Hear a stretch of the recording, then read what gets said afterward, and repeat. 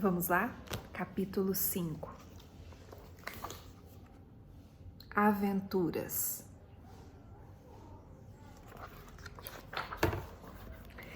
A vaquinha havia largado Emília no meio de umas ruas do jardim.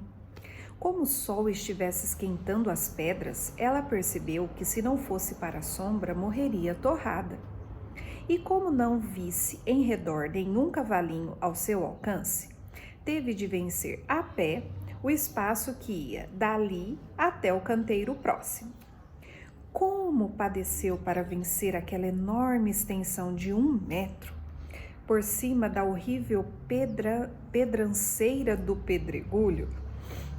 O sol queimava-lhe a pele e por 2 vezes o vento a derrubou. Outro grande inimigo da nova humanidade vai ser o vento, ia pensando Emília. O maldito vento já me derrubou 2 vezes.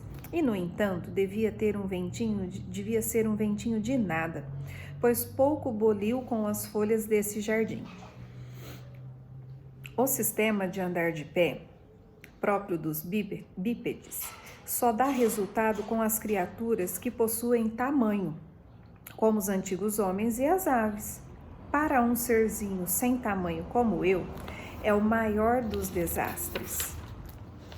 Por isso, não há bichinho nenhum dotado de 2 pés e que ande de pé. São todos horizontais e cheios de perninhas. Estou agora compreendendo. Defesa contra o vento. Se um ventinho à toa me derrubou 2 vezes, isso quer dizer que um vento de verdade me joga para os confins do Judas. E, no entanto, não há formiguinha que não resista aos ventos. Por quê? Porque não há bípede, nem anda de pé, como eu. Aprenda mais essa senhora Dona Emília.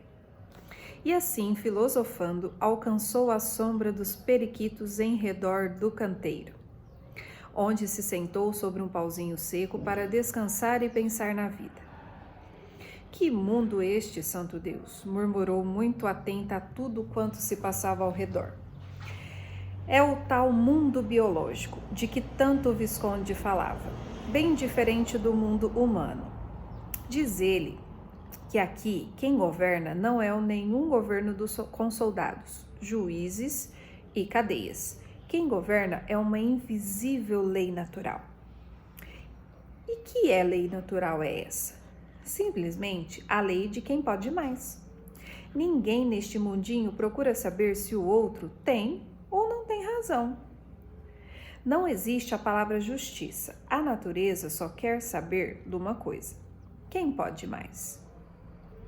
O que pode mais tem o que quer, até o momento em que apareça outro que possa ainda mais e lhe tome tudo.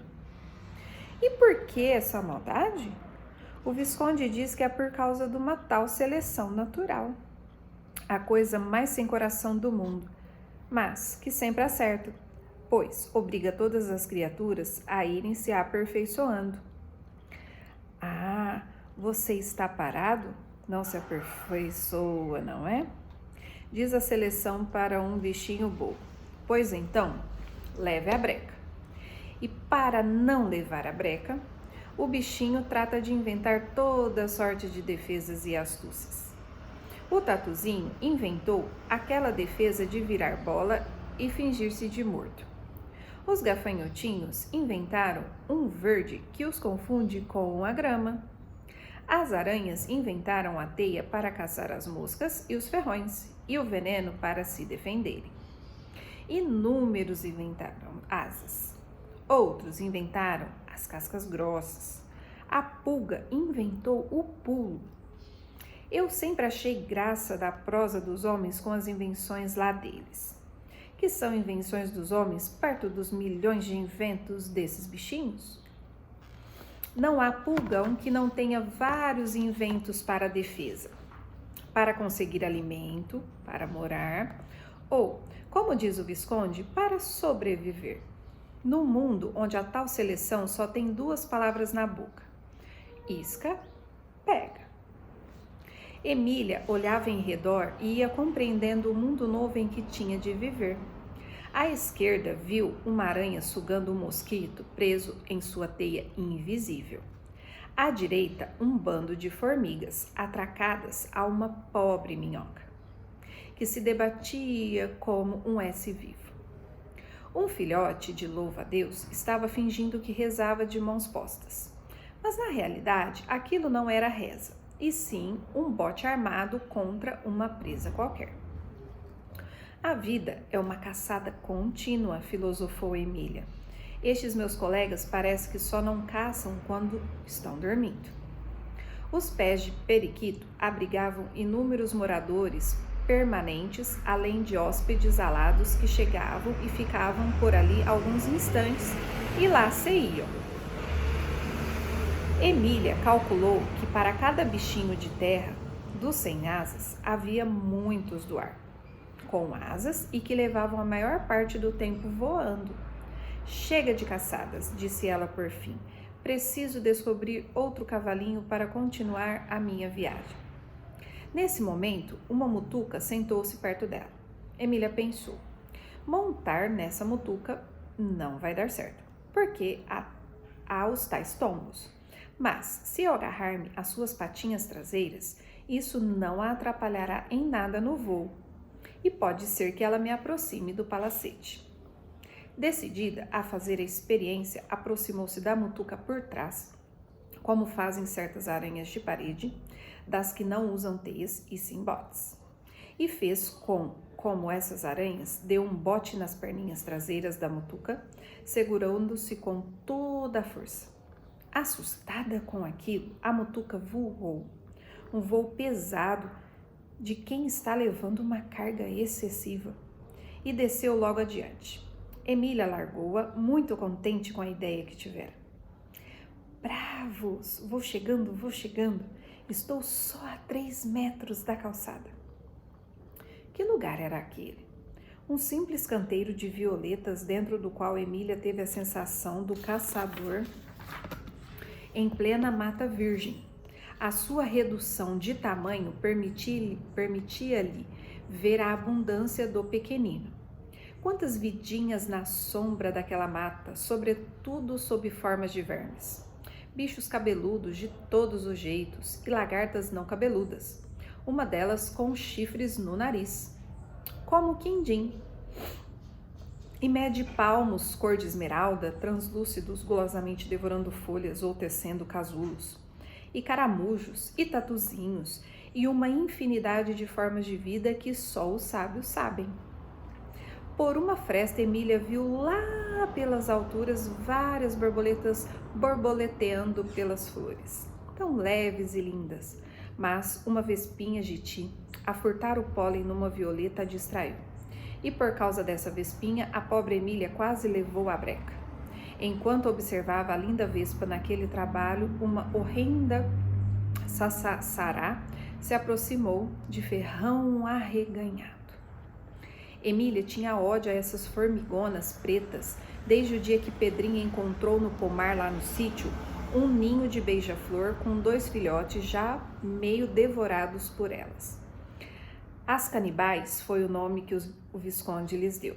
Será que ela iria ter a mesma sorte dos beija-flores em plumes? Na minha aflição, Emília olhou em redor em procura de abrigo. Deu com uma velha casca de caramujo, lançou-se dentro, ficou bem escondidinha lá no fundo. A canibal plantou-se à porta, à espera de que aquele inseto descascado saísse. Por fim, desanimada, foi-se embora. Quando Emília teve coragem de espiar, a horrenda canibal já ia longe. Que susto! Exclamou ela, saindo de dentro do caramujinho e enxugando com uma isca de musgo o suor gelado da testa. Tenho que arranjar uma arma qualquer. Há feras muito perigosas nessa mata. Achou fácil e agradável caminhar dentro do violetal, porque o chão estava coberto de folhas secas e úmidas, macia para seus pezinhos. Foi andando até chegar à beira da floresta, onde deu com um gigantesco pé de cacto, dos chamados palmatórias do diabo. As enormes folhas chatas recobertas de espinhos pareciam almofadas de alfinetes. E se armasse de um espinho? Mas como arrancar um espinho daqueles? Nem com uma força de 100 Emílias, quanto mais com a de uma só. E foi de nariz para o ar, namorando aquele tremendo arsenal de lanças, até que lhe veio uma ideia. Impossível que aqui pelo chão não haja algum espinho velho de alguma folha caída? E pôs-se a procurar. Foi feliz. Encontrou uma palmatória já desfeita pelo apodrecimento, mas com os espinhos em muito bom estado. Escolheu o menor e pronto. Estou um Dom Quixote com esta tremenda lança, disse, pondo a arma debaixo do braço, tal qual fazia Dom Quixote. Logo adiante estava uma aranha quase do seu tamanho, encorujada na teia, à espera de bichinhos incautos. Vendo aproximar-se aquele inseto desconhecido, a aranha armou o bote, mas Emília, de lança em riste, não lhe deu importância. Foi chegando. Ao atirar-se contra ela, a aranha cravou o ventre no espinho. Esperneou, berrou, mas não teve remédio senão ir se encolhendo as pernas e morrendo. A primeira vitória de Emília em pleno mundo biológico encheu-a de orgulho. Estava demonstrando aos seus colegas o valor da sua inteligência. Já se utilizara de vários como cavalinhos e agora vencendo uma aranha em combate. Uma coisa a assustava mais que tudo: as aves. Percebeu logo que estavam ali os piores inimigos da nova gente pequenina. O Visconde havia contado que o grande número de passarinhos eram onívoros, isto é, comem de tudo, e portanto comiam a ela também e quantos homens bichinhos encontrassem. Felizmente batera meio-dia, hora em que os pássaros, já de papo cheio, descansam à sombra das árvores. A hora mais perigosa deviam ser as da manhã, enquanto eles almoçavam. Pouco antes de chegar ao Violetal, Emília tinha assistido a uma tragédia dolorosa. Um gafanhoto verde, ainda criançola e bobo, caíra na asneira de afastar-se da grama, com cujo verdor ele tão bem se confundia. Dera-lhe na cabeça brincar de pula-pula na areia branca. Mas a areia branca tornava-o visibilíssimo. Uma coruíra avistou. Veio e zás, pá. Que coisa horrível o papo das aves, filosofou Emília. Verdadeiros barris sem fundo. Elas passam a vida inteira a botar bichinhos ali dentro e não os enche nunca. A lembrança do almoço da corruíra fê-la lembrar-se do estômago. Ainda não tinha comido coisa nenhuma. Que poderia comer naquele jardim? Se fosse ave, nada mais simples, porque não faltavam insetos. Mas era gente, e gente não come insetos, isto é, só come içá, torrado e gafanhotos. Dona Benta havia dito que São João no deserto se alimentava de gafanhotos e mel. Mel, mel, mel, murmurou Emília, lembrando-se das borboletas e abelhas que vivem só de mel. E as flores dali haviam de ter mel, já que eram tantas as borboletas. Sim, mas as flores andam lá pelos altos, boas só para os insetos de asas. Esperem, há também flores baixas, as violetas do Violetal. E Emília voltou para aquela mata virgem em procura das violetas baixinhas. Encontrou 3 com os cachos pendidos e as pétalas encostadas no chão. Foi ali que fez o seu primeiro lanche da vida nova, com o mel tirado das 3 violetas pendidas, mas o perfume deu-lhe dor de cabeça, muito forte para ela. E água? Mel causa sede. É água nos jardins. E água no jardim só de manhã, antes que o sol evapore as gotas de orvalho. Mas não há jardim sem torneira de irrigação. Emília tratou de descobrir a torneira daquele. Se tivesse a sorte de a encontrar pingando, o problema da água não era problema. Para descobrir a torneira, tinha de trepar a uma árvore do alto do qual pudesse devassar os horizontes. Emília pôs-se a escolher uma árvore trepável, isto é, que tivesse os galhos bem pertinho uns dos outros. O melhor que achou foi um pé de samambaia, e por uma folha trepou até a pontinha. Com facilidade pôs-se ver a 2 metros de distância a calçada. E na parede do palacete, uma enormíssima torneira com um tremendo regador embaixo. Que regador colossal, meu Deus! Exclamou Emília, fazendo cálculos. Devia ter 40 vezes a sua altura, equivalente a qualquer coisa de 72 metros de altura para o coronel Teodorico.